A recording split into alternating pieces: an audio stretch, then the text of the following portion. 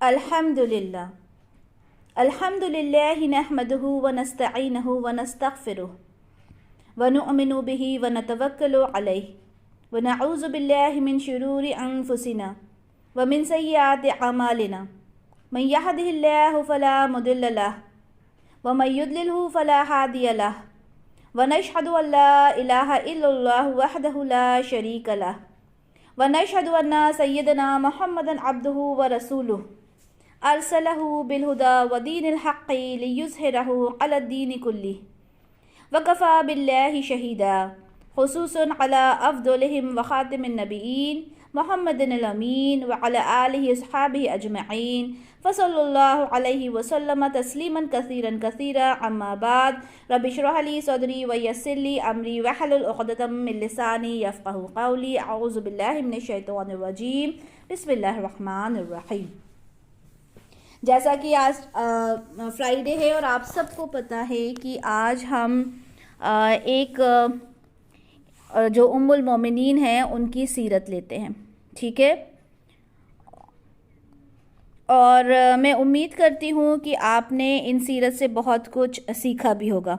जी, तो अल्हम्दुलिल्लाह हमने उम्मुल मोमिनीन की जितनी भी सीरत हमने अपने इस कोर्स में ली है, उम्मीद करती हूँ कि बहुत कुछ हमने उससे सीखा होगा और बहुत सारी नॉलेज हमने गेन की है। क्योंकि देखें, हम वही बात है जो मैंने पहले भी की थी कि हम दुनिया के लोगों को जो यहाँ पर अभी मौजूद हैं, जिन्हें हम सो कॉल्ड सेलिब्रिटीज़ कहते हैं, उनकी ज़िंदगी को जानने की हम पूरी कोशिश करते हैं, ठीक है। हम उनके बारे में, उनकी फ़ैमिली के बारे में, about their kids, about their family, उनकी हर एक बात, देयर लाइक्स डिसलाइक्स, हर चीज़ हम मालूम करते हैं। लेकिन जब बात आती है रसूलुल्लाह सल्लल्लाहु अलैहि वसल्लम, सोचें, उनकी ज़िंदगी की जब बात आती है तो हमें उम्मुल मोमिनीन के बारे में नहीं पता, ठीक है। उनकी कहाँ शादी हुई थी, वो कहाँ से आई थी, क्या था, हमें नॉलेज ही नहीं होता। और बड़े अफसोस के साथ कहती हूँ कि कुछ नहीं पता था हमें, ठीक है। तो अल्हम्दुलिल्लाह अल्हम्दुलिल्लाह अल्लाह ताला ने हमें ये मौका दिया है कि हम इन चीज़ों को समझें, आगे लेकर चलें। आज हम जिस उम्मुल मोमिनीन की बात करेंगे वो हैं जवेरिया बिन्त हारिस रज़ियल्लाहु ताला अन्हा। हम ऑलरेडी 7 उम्मुल मोमिनीन को पढ़ चुके हैं, उनकी सीरत को देख चुके हैं। ये 8 नंबर की आपकी ज़ौजा हैं। अच्छा, आपका असली नाम बर्रा था, जिसे बदल कर रसूलुल्लाह सल्लल्लाहु अलैहि वसल्लम ने जवेरिया रखा था। सिलसिलतु सहिया 1969 में आपको ये बात, सिलसिलतु सहिया की हदीस नंबर 1969 में आपको ये बात पता चलेगी कि रसूलुल्लाह सल्लल्लाहु अलैहि वसल्लम को ये बात पसंद नहीं थी कि कोई ये कहे कि आप बर्रा का मतलब होता है नेकियों वाली, नेकियों वाली के यहाँ से आ रहे हैं, मतलब उनका जो नाम का मीनिंग होता था। तो उन्होंने आपका नाम चेंज करके जवेरिया रखा। अच्छा, यहाँ से हमें ये भी पता चलता है कि नाम को चेंज करना कोई गलत बात नहीं है, हम नाम चेंज कर सकते हैं। अच्छा, जवेरिया रज़ियल्लाहु ताला अन्हा के जो वालिद थे वो हारिस बिन दरार ख़ानदान बनु मुस्तलक के सरदार थे और वो इस्लाम के बहुत बड़े दुश्मन थे, ठीक है। बाद में वो इस्लाम लेकर आए थे, ठीक है, सहाबी थे बाद में वो, लेकिन पहले वो बहुत बड़े इस्लाम के दुश्मन थे। अच्छा, जैसा कि हम हर एक सीरत में आपको ये बताते हैं कि सिर्फ हज़रत आयशा रज़ियल्लाहु ताला अन्हा ऐसी थी जो कंवारी थी। बाकी जितनी भी उनकी जो वाइफ्स थी उनका ऑलरेडी निकाह हो चुका था, या तो वो डिवोर्सी थी या फिर विडो थी, ठीक है। तो जवेरिया रज़ियल्लाहु ताला अन्हा का भी पहले निकाह कबीले के एक शख्स मुसाफ़े बिन सफ़वान से हुआ था और कहा जाता है किसी जंग में वो जो था, उनके जो शोहर थे उनका इंतकाल हो गया था। अच्छा, उनके जो शोहर थे वो शायद चचाज़ाद भाई भी थे, कहीं किसी रिवायत से ये भी मिलता है, ठीक है। बहरहाल उनका इंतकाल हो गया था और वो भी इस्लाम के दुश्मन ही थे, यानी उनके वालिद भी और वो इस्लाम के दुश्मन थे। تو اب یہ بات کرتے ہیں کہ جو حضرت جویریہ بنت حارث تھیں وہ کس طرح سے رسول اللہ صلی اللہ علیہ وسلم کے نکاح میں آئیں۔ تو حارث بن درار نے قریش کے اشارے سے مدینہ پر حملے کی تیاری کی۔ یہ کون ہے؟ مطلب ان کے والد۔ اور رسول اللہ صلی اللہ علیہ وسلم کو جب یہ خبر ملی تو آپ صلی اللہ علیہ وسلم 2 شعبان 5 ہجری کو مجاہدین کی ایک جماعت کو لے کر روانہ ہوئے۔ جیسے ہی حارث جو تھے، ان کے جو والد تھے، جب ان کو یہ خبر ہوئی تو وہ وہاں سے بھاگ نکلے، چلے گئے وہاں سے، اور آپ صلی اللہ علیہ وسلم نے راستے میں قیام کیا اور پھر لوگوں سے مقابلہ کیا۔ اللہ تعالیٰ نے ان کی مدد بھی کی اور یہ جو جنگ تھی رسول اللہ صلی اللہ علیہ وسلم جیت گئے۔ اب جو ان کے والد تھے حضرت جویریہ کے، وہ تو نکل گئے تھے وہاں سے، لیکن ان کے قبیلے کے 11 آدمی مارے گئے تھے اور تقریباً 600 آدمی گرفتار کر لیے گئے تھے۔ جیسا کہ ہم جانتے ہیں جب بھی کوئی جنگ ہوتی تھی تو کیا ہوتا تھا کہ وہاں جتنے بھی لوگ ہوتے تھے انہیں قیدی بنا لیا جاتا تھا۔ تو قریب 600 لوگ تھے جنہیں قیدی بنایا گیا۔ ان قیدیوں میں حضرت جویریہ رضی اللہ تعالیٰ عنہا بھی موجود تھیں، کیونکہ جیسے کہ میں نے آپ کو بتایا کہ وہ جو حارث رضی اللہ تعالیٰ عنہ کی ان کی بیٹی تھی، یعنی سردار کی بیٹی تھی۔ اب جب قیدی تقسیم کیے گئے تو حضرت جویریہ جو تھیں انہیں سیدہ ثابت بن قیس کے یا پھر ان کے چچا زاد بھائی کے حصے میں وہ آئیں، ٹھیک ہے، مطلب کنفرم نہیں ہے، یا تو سیدہ ثابت بن قیس یا پھر ان کے چچا زاد بھائی کے حصے میں وہ آ گئیں۔ اب ظاہر سی بات ہے سردار کی بیٹی تھی، ان کا ایک اپنا مقام تھا، سردار کی بیٹی تھی، تو انہوں نے سیدہ ثابت بن قیس سے کہا کہ آپ مجھ سے کچھ اماؤنٹ ہے وہ لے لیں اور مجھے چھوڑ دیں۔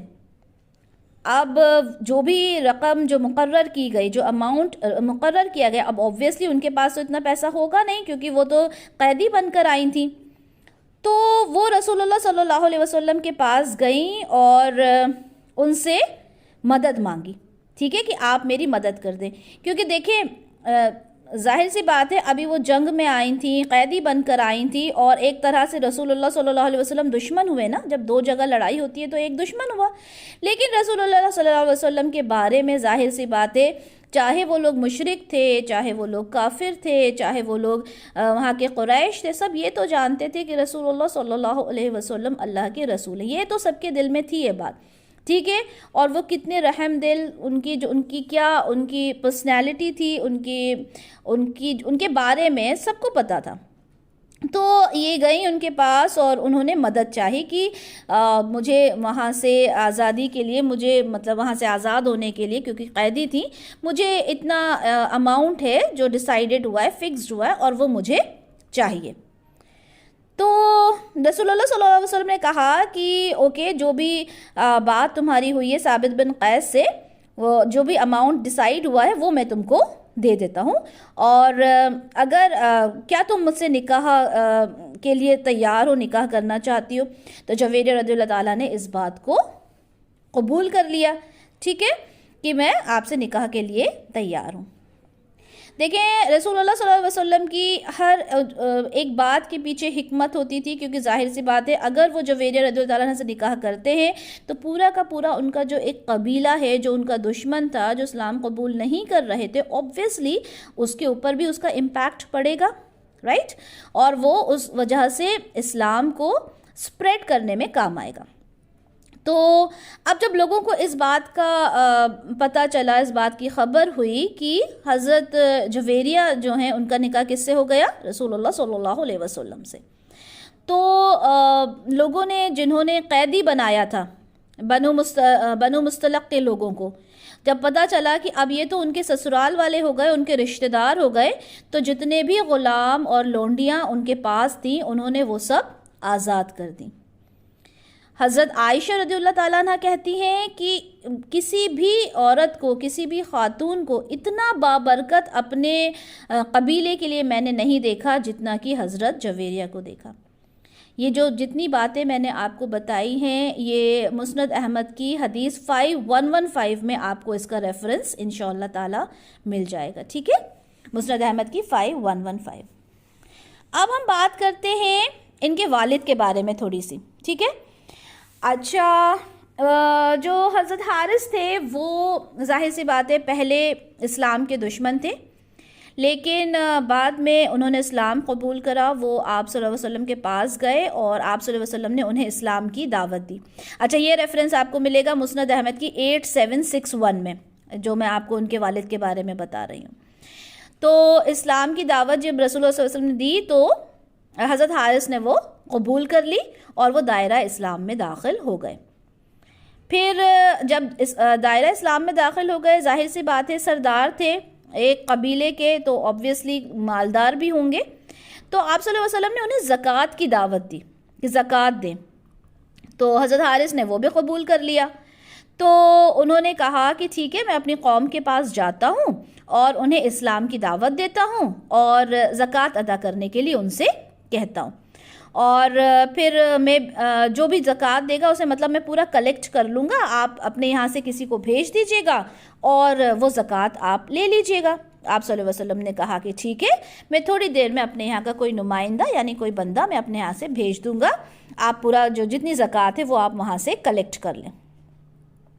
اب حارث بن ضرار رضی اللہ تعالیٰ نے سوچا کہ ٹھیک ہے، وہ گئے وہاں پر، انہوں نے سب سے زکوٰۃ کی بات کی، سب سے کلیکٹ کر رہا۔ جب کلیکشن سارا ہو گیا تو اب وہ انتظار کرنے میں تھے کہ بھائی رسول اللہ صلی اللہ علیہ وسلم کسی نمائندے کو بھیجیں گے، لیکن اس نمائندے کو آنے میں تھوڑی دیر ہو گئی، تھوڑا وقت لگ گیا۔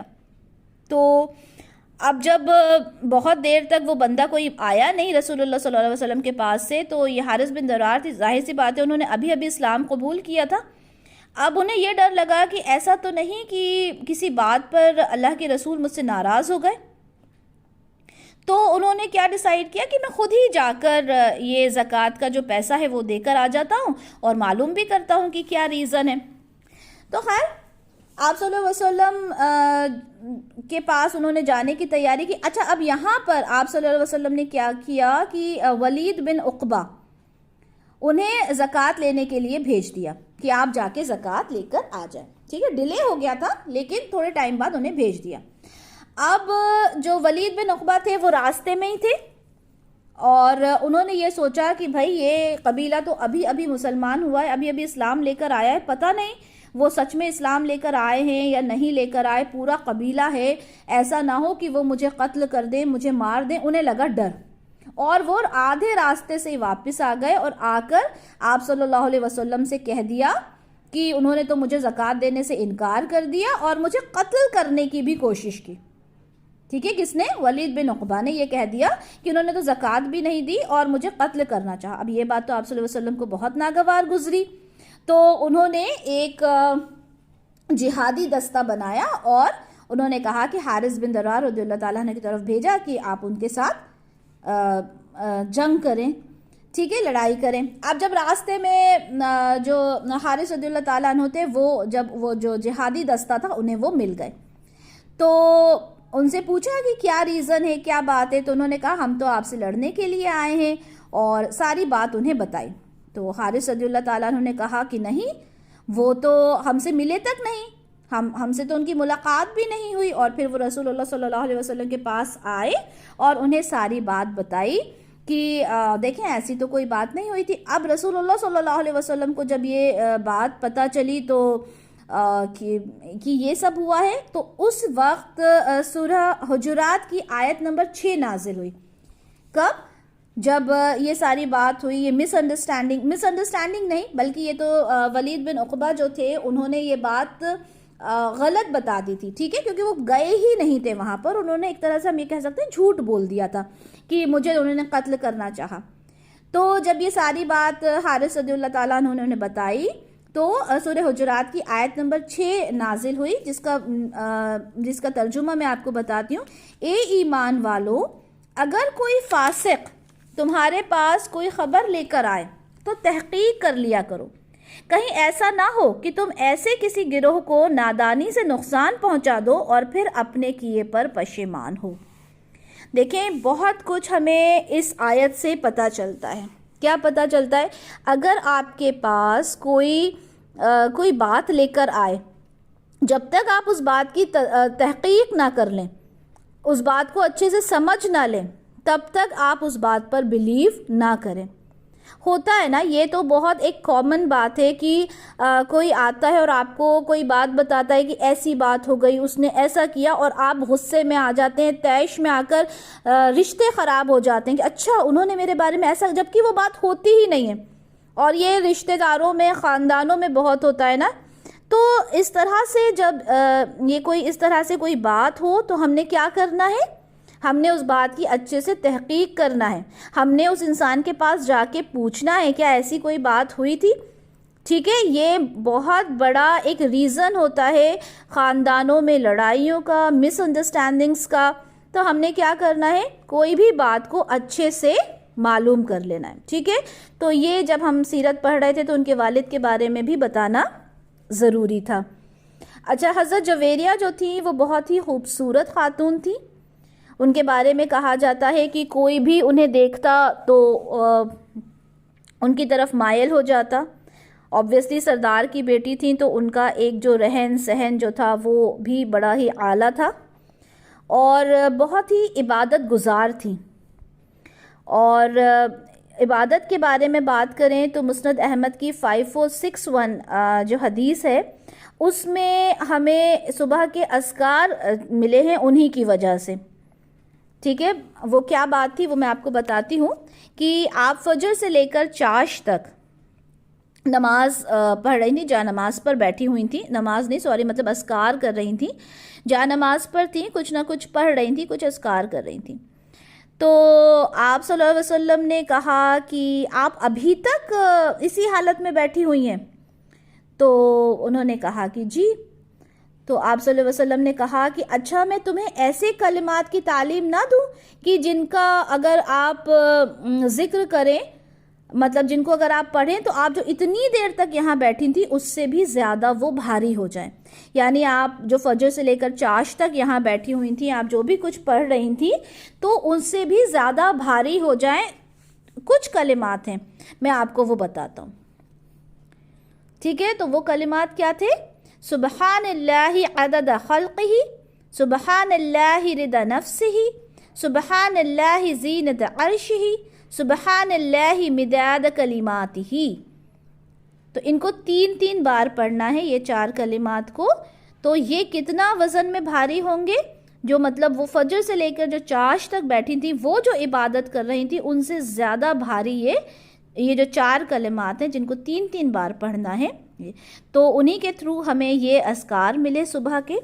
ٹھیک ہے، تو کیونکہ ان کی عبادت کو دیکھ کر رسول اللہ صلی اللہ علیہ وسلم نے یہ بات ہمیں بتائی۔ اچھا، ایک بات اور آپ کے تھرو ہمیں پتہ چلتی ہے، وہ یہ ہے کہ صرف جمعے کے دن کا روزہ، یعنی ایک صرف جمعے کا نہیں، جو جمعے کا ہوتا ہے خالی وہ نہیں رکھنا چاہیے۔ وہ کیسے پتہ چلا ہمیں؟ ابو داؤد کی حدیث ہے 2422 کہ ایک دن جمعے کو، جمعہ تھا، تو آپ صلی اللہ علیہ وسلم حضرت جویریہ رضی اللہ تعالی عنہ کے پاس آئے اور آپ روزے سے تھیں۔ تو آپ صلی اللہ علیہ وسلم نے پوچھا کیا کل تمہارا روزہ تھا؟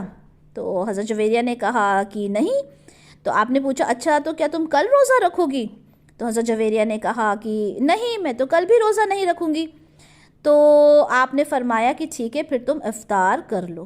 کیا مطلب یہ روزہ آج کا مت رکھو، یعنی صرف جمعے کا روزہ مت رکھو، یا تو تھرسڈے فرائیڈے ہو یا پھر فرائیڈے سیٹرڈے اگر روزہ ہو۔